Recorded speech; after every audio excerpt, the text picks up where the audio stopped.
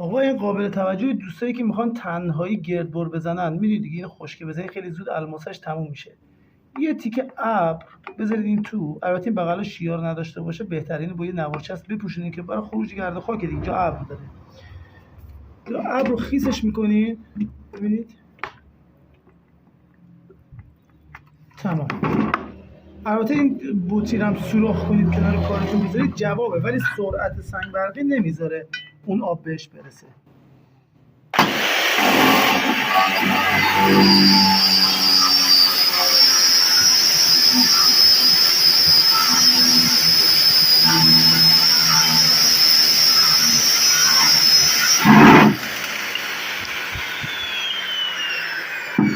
ببینید به همین راحتی مغزی رو میندازی بیرون. حالا این آقا مجید ما یه خورده آب ریخت، ولی در اصل آبرم نریزی نه طوری نمیشه، خیلی راحت میبره.